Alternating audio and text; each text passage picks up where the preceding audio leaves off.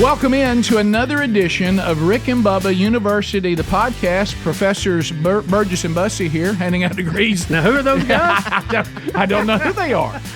It's almost like I've been doing a show already today, and my mouth has no more words. But I will tell you, Bubba, we are excited. This is going to be quite a journey. The book is called Glory, The Struggle for Yards, and you can find it wherever you get books. You can go to Amazon and find it there. Gary Burley is going to be our guest, but also we have Donna Francavilla, who co-wrote the book along with Ralph Brooks. But we have two of the three that put together this incredible book on a part of history. You know, when you think about Black History Month, you think about the history of our country, where we are located in Birmingham, the center of the civil rights movement. A lot of stories, you've heard them and you're pretty familiar with them. I will tell you, this book is going to document some things that I knew nothing about.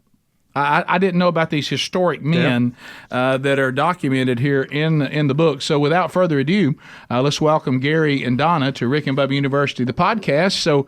So Gary, hello. How you guys doing? We're good. Donna, hello. Hello. Yeah. Happy to be here. Well, we're glad you're here. Why don't you kind of, either Donna, Gary, either one who wants to take the lead on this, why don't you tell those that are watching or listening to this podcast, what was the inspiration for this book? What were you hoping to accomplish? That was Gary. All right, Gary. Well, I tell you, in 2014, I had cancer, and I was in the hospital for like 4 months, and I met gentleman that played for the Pittsburgh Steelers, and we started keeping in touch with each other, and we started talking about doing a book or doing some kind of promotion for it. And he passed away, and I started thinking more and more about the book, and I met Donna in her neighborhood, and we started talking, and she told me she was a author and a journalist and the whole 9 yards. So I started thinking, let's put together something that tells the story of the first African Americans in the National Football League. This has never been done before. And that's how it started. Well, it blew me away, because I thought, when we do the Wednesday Bible study here, and I met Gary in there through a mutual friend, and he was like, you realize this is Gary Burley that played for the Cincinnati Bengals? And I said, no, I didn't. I did not realize that. And of course, you're a very humble guy. You weren't bringing any attention to yourself. And he started telling me about this book, and I was like, okay, well, we'll talk about that. And we talked about your nonprofit, which we can get into before we're done. Mm-hmm. And I didn't think about it. Honestly, when I heard the topic, the first African Americans to enter the National Football League, I kind of thought, well, I'm familiar with that. I think I know who these people are, but I found out pretty quick I really didn't. Yeah, they're a little bit before our time, right, yeah, of being a avid football watcher. Mm-hmm. So a lot of this was history we have not lived yet. Now, we did live some of the history when you played, and we were talking before the show. I think you hurt my quarterback, Fran Tarkington, one time. Well, I'll tell you a funny story about that. Fran came to Birmingham for an event, and he was on the stage, promoting the event, getting up there. And when he stood up, he saw me on the stage, and he goes, "Gary Burley, get your big right up here on the stage." So I got up here, and he started giving me all these accolades and all this stuff. And then the last thing that he said was, it was a fair hit when he broke my leg. They had the ambulance. They had all these people that wanted to boo me and all this stuff to get me out of the stadium. I had to have an escort to get out of the stadium. And then we ended up being best friends after that. But it was a clean hit. Clean hit. Yeah. Now, would it be clean today? Yeah. Okay, so now, even under today's rules, yeah. But you're interesting. Your football prowess, 16 years, right, in the NFL. 10 years. Okay, 10 years, and then your last year you played with the Falcons, right? So you're with the Bengals. You have a Super Bowl, which is not many people get to do that. There you go. There it is. There's a Super Bowl ring. I think that was 80, 81, somewhere in there. So, but before that, I did not realize till I started reading parts of the book that you really were not recruited as a player out of high school, and your mama took you to a football camp. And I told Bubba on the show today, of all people, to be the person who took you under his wings, the assassin. Yeah. Jack Tatum. Jack Tatum and John Hicks were two Ohio State football players, and they they gave me the opportunity to go to a football camp.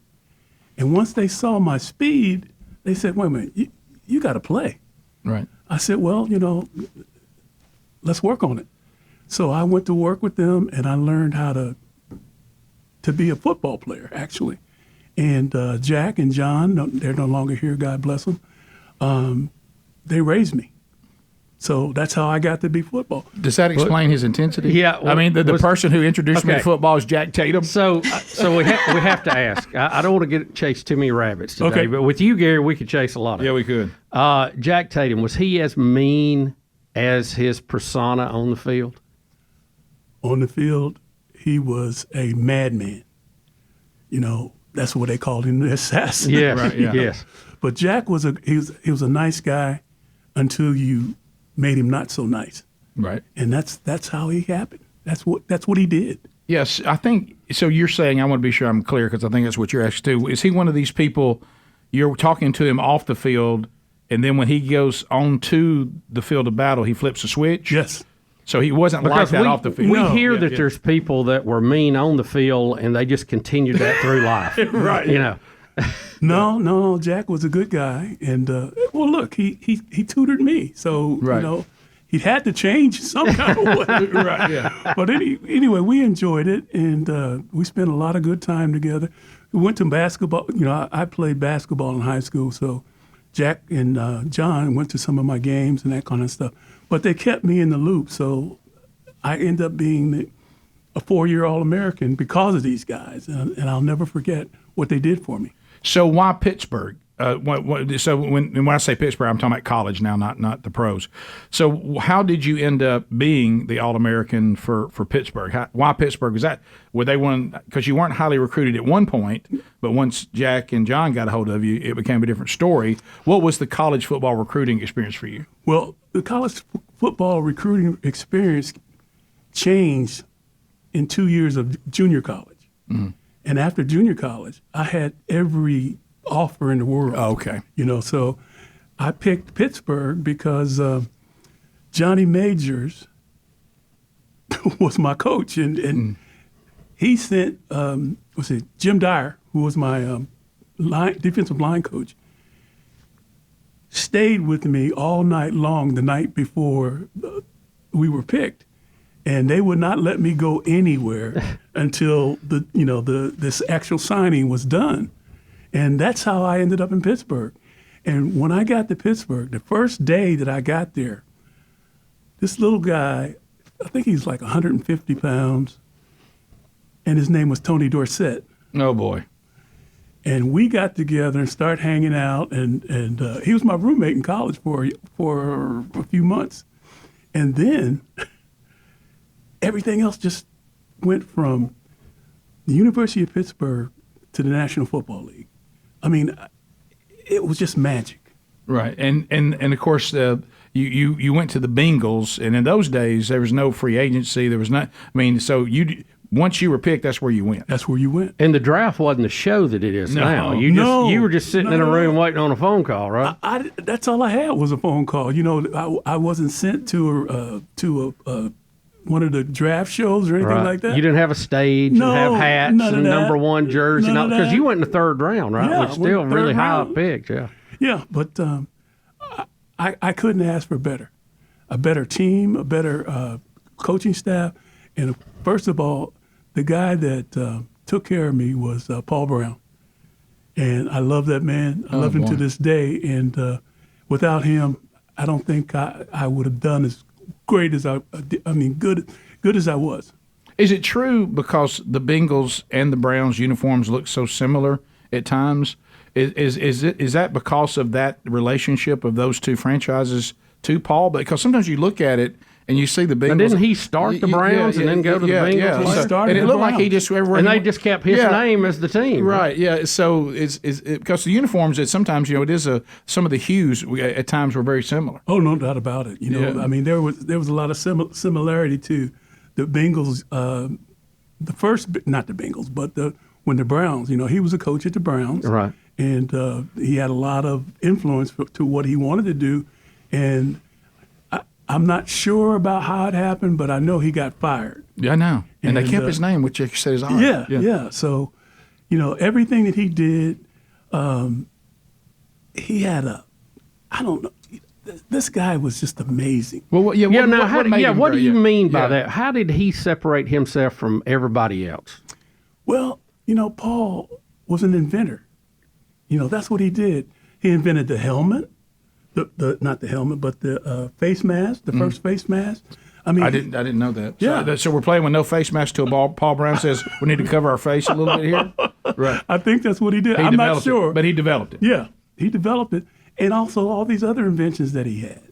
So Paul. I mean, the NFL wouldn't have been the NFL without Paul Brown. But far as a player, you were talking about how you loved him. I mean, obviously there was some relationship there. How did he influence you? He told the truth. Okay. He would not let me do anything out of the way. He told me to work out. He told me when to be places at the right time. And that's something that I always learned. Structure. He was all about structure. He was all about structure. And that's how, all the kids in our program now, the Pro Start program. Yeah, we'll talk about that. We're done, But that's how I learned to be a part of that. You know what I'm saying? So there's so many things that he was good at, and so many things that he taught me, and so many things that I'll always remember. Now, I hate to bring the word process, but it sounds like he had a system. He did. A system. And you worked inside that system. A systematic approach. That's what he always said. And you didn't buck the system. No. And sometimes when you're being put in that system, you don't always appreciate it. But as you see the results, and then especially with me after it's over, you go, wow, that was I really needed that. Oh, yeah. Exactly. We'll come back. We'll continue our conversation with Gary Burley and talk about the book, The Glory, The Struggle for Yards, when Rick and Bubba University, the podcast, continues right after this. This is the Rick and Bubba Show. Watch more at blazetv.com/Rick and Bubba. Rick and Bubba, Rick and Bubba. Gary Burley is our guest. Also, we have Donna Francavilla is with us today, have co-authored the book. So Donna, we've talked to Gary a good bit, and we will get back to that. When I was sitting here on the show promoting the podcast this week, and I looked at Bubba, and I said, some of the people I want to mention out of here, I'm going to throw these names. And like Bubba said earlier, we had not heard of any of these names, and these are men who were pioneers in professional football, but I never expected that you guys would cover one of the pioneers being the first African-American official to officiate professional football. So talk to us about that story. Well, when we went through and tried to decide on who we should feature, we tried to choose people who were truly outstanding, and not only outstanding in their fields and the first, but also had good character. And so that's how we narrowed it down to these 5. And we wanted most of them to focus on pre-NFL and early NFL. Mm-hmm. So that was the other criteria. And then now, are you talking about who you're talking about? I'm talking about Burl. Is it Toller? Oh, Toller. Yeah. Oh my God, he's amazing. Yeah, and he was a phenomenal college player. Yes. But I know when we say some of these things, if you're younger out there, you honestly can't believe that society actually operated this way at one time. But played on a team that was denied, going to a bowl game, even though they were undefeated, because they wouldn't let them play in the game unless the 2 black players didn't play. And, of course, they refused to do that, so they got kicked out. And he was on that team. And then, obviously did not, with professional football and the limitations that were going on there, he actually made an impact by being one of the first officials. As we did the research, and I mentioned to Gary, we need to really highlight the discrimination that took place, because some of these players started playing 25 years after the end of slavery. And yet they were playing for universities like Brown University against Harvard. How did they do that? Right. And what was life like for them? Well, the more I dug into it, I realized that they were discriminated against. They often couldn't travel with the team. They had to stay someplace else when everyone else was in a hotel. They had to travel there on their own and pay their own expenses. They had to buy shoes and football equipment for themselves. So there were a lot of obstacles they had to overcome, and they persevered.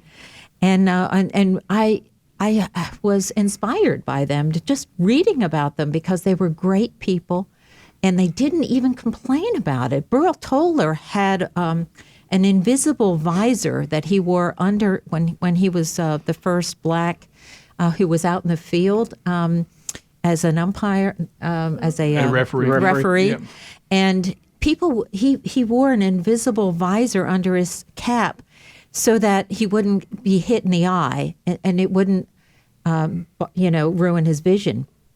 And he wouldn't talk about that. He never made an issue of it. It was only because his kids noticed that one day and they were asking him about it that we even learned about this fact. So he was discriminated against, but didn't make an issue of it.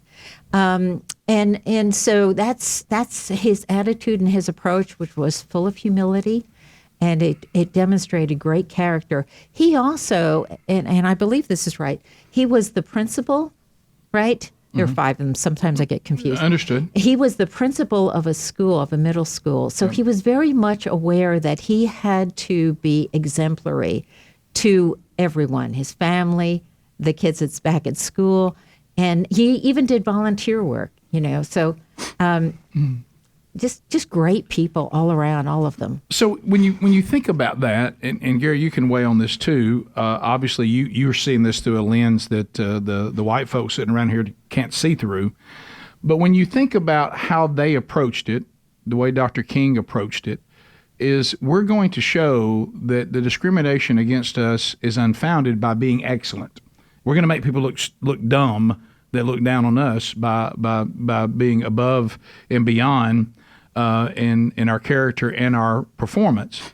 So when you think about the men that y'all write about in the book, and I certainly understand that, unfortunately, until Christ returns, we are not going to see a society that is ever completely rid of racism or bigotry. It'll always be here to some degree because human beings are flawed.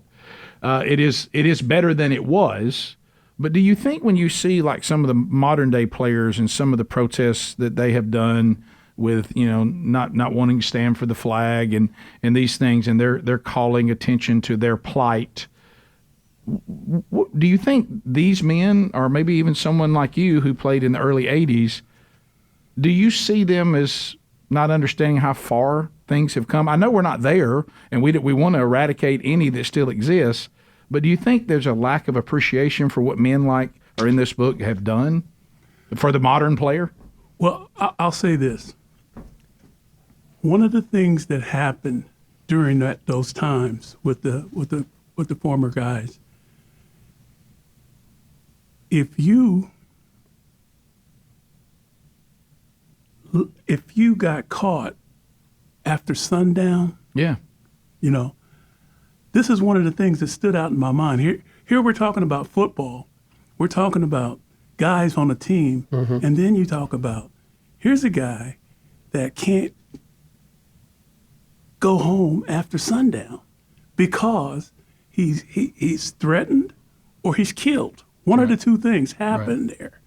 And that's what gave us the courage and the understanding of what we had to do, not just for black people, but all people, so we could understand what these guys went through just to be football players.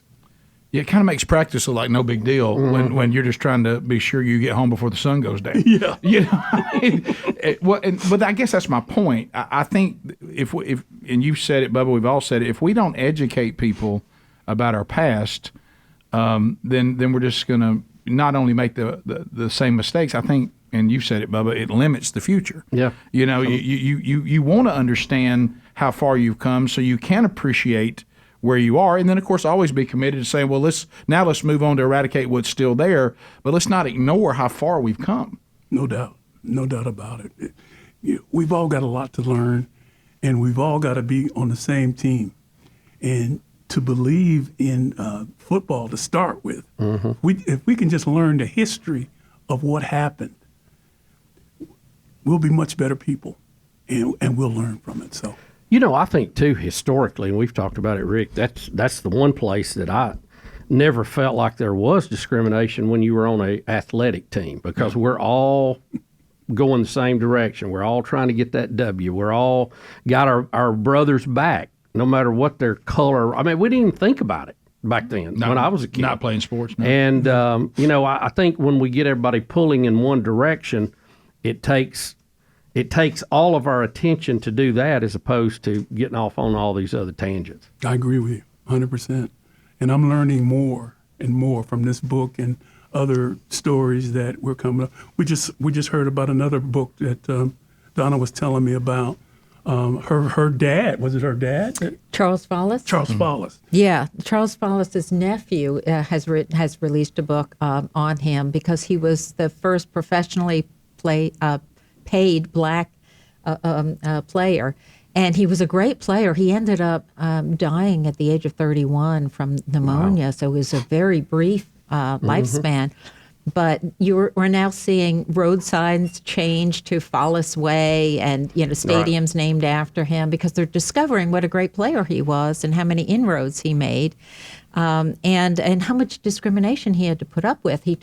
There were stories about how he would have to change right before going into the stadium so no one knew what he was doing, and they'd have to sneak him in. And anyway, we go into more detail in the book, but it's an amazing story, and these people, as I said, were outstanding, and you'd be missing out if you don't learn about them because I think they're we throughout our history we've learned about exemplary people. Yep. And we need to add these guys to the list. No doubt. And like we were talking about today, I had never heard of them. Yeah. And so we came along a little bit after that. Right, and even the discrimination you're talking about and you witnessed, it's really kind of inconceivable to us. I mean, I know it happened and we see I know. the reels, but I just can't imagine treating people that way. It's just completely foreign to us, I guess. One football player said that he only reason why he did so well is because he had a lot of brothers and they'd beat him up on a regular basis. Right. And so when he played football and the other players were punching him and kind of landing on him so that he would be on the bottom of the pile, he would take his legs and do like a motorcycle movement to keep them off of him, and he was able to play football without getting hurt like the other guys.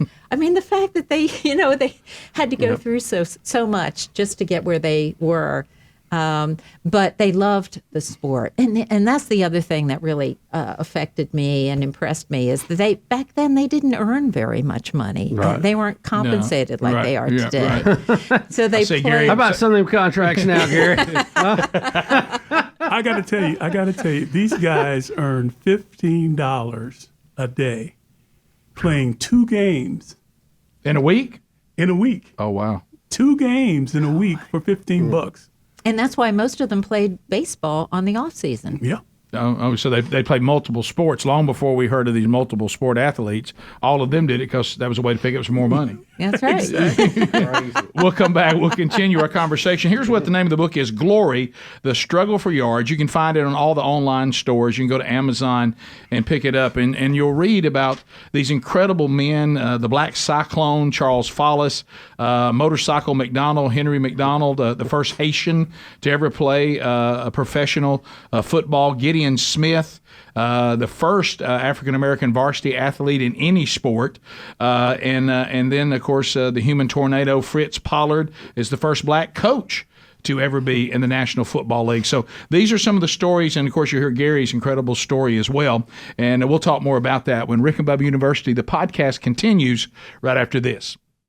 So, Bubba, we love the folks at Patriot Mobile. We've been talking about this a lot. And, we all love to be able to get great service, but if we're honest, sometimes the company that's providing the service and we see the things they stand for, we see the things they do, you get a little squeamish and you're like, you know what, I wish I could maybe get this service from somebody else. Right. Don't always support what they're doing. No, well, when it comes to wireless, there is a choice. The Patriot Mobile has been America's only Christian conservative wireless provider, and when I say the only, I mean the only.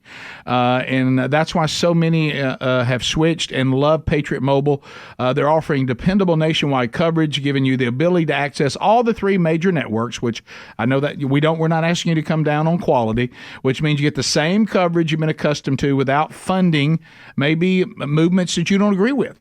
So when you switch to Patriot Mobile, you're sending the message you support free speech, you support religious freedom, the sanctity of life, the Second Amendment. You're supporting our military, our veterans, our first responders.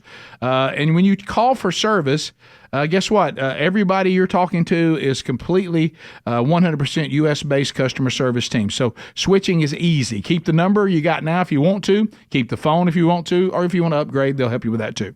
The team is ready to find the best plan for your needs by going to patriotmobile.com/Rick Bubba. Just put the 2 names together. patriotmobile.com/Rick Bubba. Or you can call them at 972-PATRIOT. Get free activation when you use the offer code Rick Bubba. Rick and Bubba University, the podcast. Gary Burley is with us. Donna Francavilla is also with us. The book is Glory, The Struggle for Yards. This is the inspiration from the turn of the century, African-American Unsung Heroes, and you can get it wherever you get books. Gary, I've got to know, too, and it's a little off the topic today, but being a defensive end, Yep. I want to know which quarterback you feared the most. Quarterback that I feared? Yes, that you go, man, we're gonna have buddy, a long we day better today. get We ready. got to get after this guy. Terry Bradshaw? Oh, really? That was a tough guy. He really was. And there's so many great guys. Doug Williams, all the guys that put all their effort into the game. You knew that they were going to be tough to beat. Some we beat, some we didn't. But those were the 3 guys that I look forward to playing every time we had a good game. How about people hard to tackle that you thought, man, when this guy comes through It's like hitting a truck. Yeah, I'm gonna get as much punishment as I'm gonna dish out on this guy. Well, I never had a problem tackling guys because not Johnny Majors, but my elementary school football coach. You're going all the way back to your elementary school. Yeah. He taught me. So when you're out there playing for the Bengals, we need to credit him for teaching you how to tackle right. Exactly. Right. Because, guys don't tackle anymore. No, they don't. And It's hard to watch. And it's tough. It's very tough. But I learned that if you tackle those knees, you can't go nowhere. That's the one lesson that I learned, 70 years ago, 60 years ago, whatever it is. Jackie was my head coach, and he said, if you look at their waist and you tackle their waist, you'll end up at the knees. And that was with me for the rest of my life, or for the rest of my career. Yeah.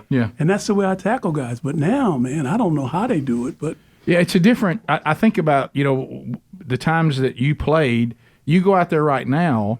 I mean, even in coaching, I've had people ask me to coach before, and I said, well, I can't coach interior linemen because the way we did it is not legal anymore. And so I don't know how to teach blocking. I don't know how to teach getting off a block, but when you played, so when it came to man on man, who was that tackle that you thought was the most difficult to get around? Who was the tough person blocking you? Franco Harris. Oh, so coming out of the backfield. So he cut you. Or would he just hit you up? Well, he's so big. Yeah. Well, like I said, I go at the knees. That was it. But Franco, this guy had more talent and skill as a running back. Yeah. I mean, of course, Tony Dorsett, I got to tell my guy. But But the big guys, he was the most. So Franco, he because the way he ran, he was smart about trying not to take a big hit. But I didn't realize that he was so big and strong too, though. Oh yeah, he was big and strong. He kind of kept his feet under him. He wasn't like a slasher. Yeah. To me, he always looked like he was running on ice. Yeah. Almost. He kept his like he'd been feet real under careful, him, but boy, he was a load moving forward. Now, a guy that I didn't have to tackle during practice was my teammate, Pete Johnson. Oh, yeah. Boy, he was a load. That guy was a load. That's a load right there. Yep. But now, so offensive linemen, you didn't have any offensive linemen that bothered you at all? Oh, yeah. So who was the best offensive lineman? I'd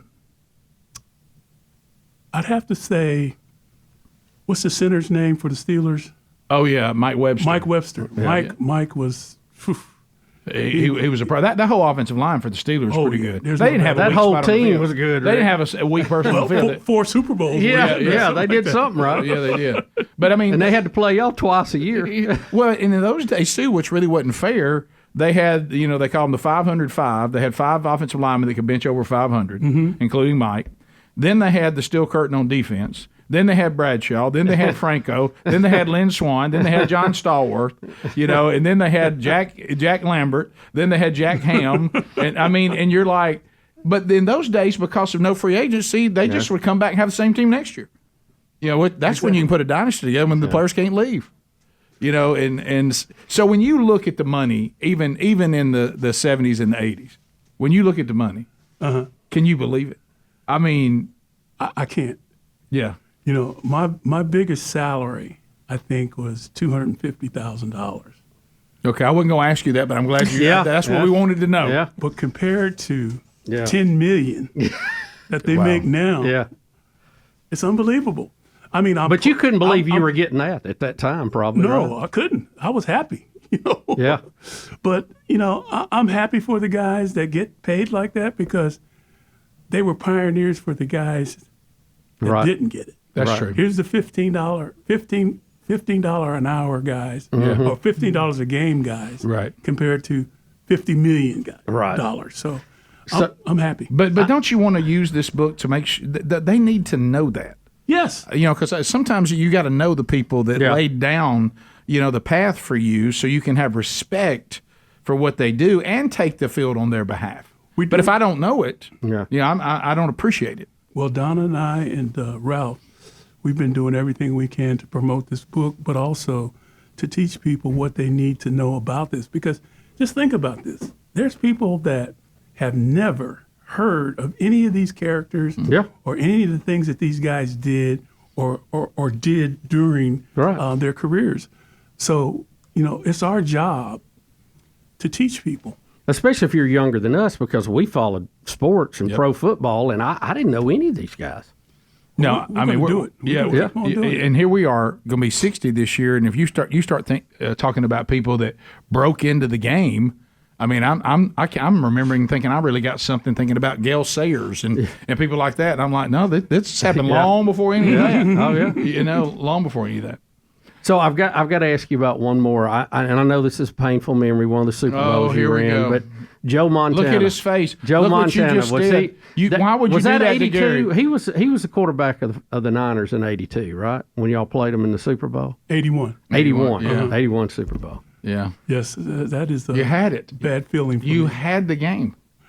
Yeah. What was it? 20? I don't remember the score. 26-21. Yeah. Now, is this the one where he went into the huddle, Rick, and said something about John Candy? John Candy. Yeah. and then put that drive together. And here you are just out there. What are you thinking? I mean, are you just like, guys, we just... Did it drive you crazy, too, with their offense? Because he was the three-step drop, throw it. You never really got a chance to rush him much, did you? Not at all. He all. got rid of that ball pretty dang quick. He had some good guys to run with it when they caught it, too. But the thing about it is, we played that game like two teams. We were good. I mean, you got to be good to get to the Super Bowl. No question. But somebody had to win, somebody had to lose. And it went right down to the end. You couldn't have had it much closer. Yeah, he didn't get embarrassed. No, not at all. And that's something that you have to learn in football. You got to play hard. And if you don't win, you play the best game you can possibly play. And that's what keeps us going, or keeps everybody going about football. Yeah, I think any of us, no matter what you're doing, it goes beyond football, but we're using football for a great analogy, and it's always a good one. You can live with yourself if you can honestly say, and I'm not trying to be corny, this is true, if you get in that vehicle after that game was over and you go, Montana put together the drive, he made the plays, they beat us, but I know that I did everything I could to win that game. I didn't loaf. I didn't miss an assignment. I knocked him down a few times. I just got beat. I just got beat. And there's a time. I feel like we're living in a time now. Of course, my dad always hated this, and he would not allow it. We make excuses about everything now. Yeah. Can't you just say the 49ers lined up and went down the field and won the game? Exactly. Yeah, and it didn't mean we didn't play well. They just did what they had to do, and we lost straight up, as opposed to, well, I got a bad call here, or, my foot started hurting me, and I didn't sleep good the night before. And, if you can get in that vehicle and say, I did everything I could do, and they still beat us, then Gary, so be it. The teams you played with, we've documented that. Was there a team or a coach or an organization that you thought, if I get traded to them, that would be okay? Or you would have liked to have played for? You know what? I never thought about that, but when I got traded to the Atlanta Falcons, I thought, oh wow, this is a great place to be in. I've got a good relationship with some of the guys. We got some business relationships together. I didn't think about it. I said, well, I was just blessed to spend 9 years with the Cincinnati Bengals and that team, and then come on to the next level. And I was lucky enough to go to another team. Yeah. So you just didn't have that mentality in those days? No. Yeah. And you seem to, in the book, say you had a great experience with the Bengals. I did. You seem to like that organization? I love that organization. I mean, Mike Brown and Paul Brown and all the other little Browns. The Browns everywhere. Browns everywhere. Yeah. All those guys, they appreciated me, not just because I played football, but because I didn't give them any problems. Right. I didn't get in any trouble. And I've just been blessed, guys. Yeah. Just like you. We understand. Yeah. And when you've been blessed, you continue to be blessed. Amen. And God is out there with me. Yeah. We'll come back. We're going to finish our conversation, and we'll talk a little bit about a nonprofit that Gary's part of, too, that's doing great work. When Rick and Bubba University, the podcast continues right after this. This is the Rick and Bubba Show. Watch more at blazetv.com/Rick and Bubba. Rick and Bubba, Rick and Bubba. So Gary Burley's our guest. Also, Donna Francavilla is our guest. The book is Glory, The Struggle for Yards, and you can find this on Amazon, other online stores, and this is the inspiration that you'll take from this, some incredible stories about pioneers in the African-American community, unsung heroes, a lot of them, like us, you probably never heard of, and what they accomplished in professional sport is amazing. So look for these stories, and you also get Gary's story, which is also incredible, which we've been delving into as well. So let's talk about Pro Academy sports. Okay. This is something you said early on in our interview. The inspiration for this actually happened a long time ago because you saw how these things benefited you. As a young man trying to find your way. What is this, and what are you trying to accomplish with this? Well, I want to teach the fundamentals of football, but also the academics that kids are going to need to take it to the next level. Right. And that's what we do. We have a sports camp, and we invite different guest speakers to come along that, Alabama Power people, all the people that can help us progress. Yeah. And they talk to us about how to make and save money. Okay. And those are some of the things that kids don't know about, and we want to teach them. Oh, Bubba, you've been preaching that. I know. So it is one of the things we give them all these inspirational, talks and work hard and good work ethic and all that's important. Right. But really, if they don't know how to handle money and they don't know how to budget and they don't know how that works, you get in a bind pretty quick. Budget is not a four-letter word. No, so you guys don't just teach the fundamentals of sport. You're teaching life, including academics and even how to handle money. Yes.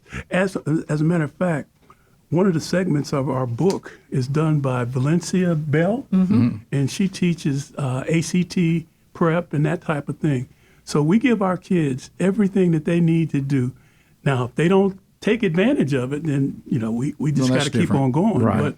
But a lot of the kids enjoy doing what we're doing, and now that the COVID is over, we want to get right back into doing what we were doing before. And so do you do camps and things like that, or how does it work? Well, we have a camp, and every week, every Saturday, they all come. And hopefully my wife, who is the president of Miles College, will let us use her stadium. so you know somebody You at need a Miles little Golden College. Bear favor there. I need some athletic facilities. You don't know where they are. Yeah, use what you got. Right? Exactly. Yeah. Exactly. You got to be resourceful. Also, you've been through some difficult things in your life. And you know we talk about this a little bit now. Bubba, I want you to think about this. He's battled cancer. Yep. So y'all are brothers on that. Bubba has as well. Surgeries, a stroke, a full-blown kidney transplant, a bone marrow transplant, Brain surgery. Brain. Gary, you think you want me to? Gary, you got any original parts left? Right. Gary, of course, his nickname is Job. Yeah. So, my goodness, I mean, here you are, and being around you when you're here on Wednesdays too, you don't see a bitter man, but you've been through a lot. Why are you not a bitter man? God. God has blessed me. My wife has put me in a position to not. I gotta send a shout out to my wife because, Sure. She was the vice president for 30 years with Alabama Power, and for 5 months, every day, she would work out of my hospital bed to heal me. She would talk to me. She would, do whatever she needed to do, and I got to give it to her, man. So the answer to your question is, I'm blessed. I could have been dead. Could have been dead a long time ago. But God said, I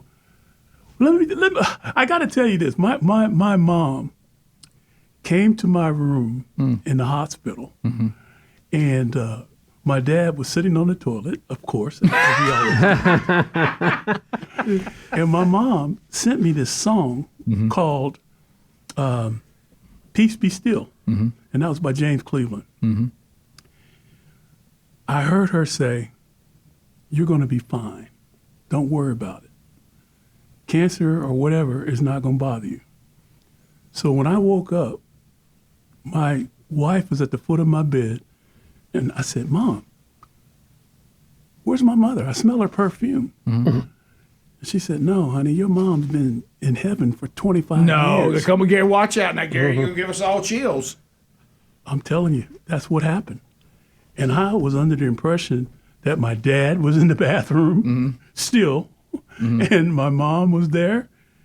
And for some reason, I thought she was. That story so touched me that I made sure that we put it in his bio in the book, because I think that they were there to comfort him spiritually and to reassure him. Anyway, it's just, it gave me chills as well. Yeah, so it's so many times the comfort that we need, it certainly comes from God, but it comes to us in, the things I guess at the time he thought would be the most comforting. And whether that was something that he was just from the Holy Spirit, obviously, because, we don't think we're visited by people from the other side, but that we certainly can have dreams and visions that he gives us. I know that you and I both have, I've seen people that I love that have gone on to glory in a dream, and it's almost like it's as real as it ever was. Yeah. And so the Lord always provides what we need. Well, fascinating stuff, Gary and Donna. I'm glad that you guys. We could talk a lot longer. Yeah. They limit our time on these, but it's been a pleasure to meet you, Gary. Yeah, it really has. We didn't even scratch the surface with Donna, Rick. I know. She actually worked in the building with us at one time. So. Yeah, when Speedy was putting all this together, for those of you that may not know the weekly show, that's our producer. He was like, Donna, we've seen Donna. We met Donna several times in the past, and all the influence you have in the media. We were here. TVs and radio. That's right. Way back when. Well, you worked in New York. We worked here. That's a little different. Little bit different there. But anyway, if you want to get the book, you can go get it on Amazon. And if you'd like to find out more about Pro Academy Sports, you can certainly Google that, and it'll come up, and you can see everything that Gary's doing there if you want to come alongside and help them, or maybe this is something you would like to get somebody involved in that you think it would be good for them. So you can find that information as well. Gary Burley and Donna Francavilla. The book is Glory, the Struggle for Yards, and these incredible stories about these wonderful men that, if you're like us, you may have never heard of, but the impact that they've had on professional sport, I didn't even know. Rings loud today. It rings loud today. We all owe them a debt. So pick it up. Thank you, Gary. Thank you, Donna. And thanks to each and every one of you for taking time to be with us on this edition of Rick and Bubba University, the podcast.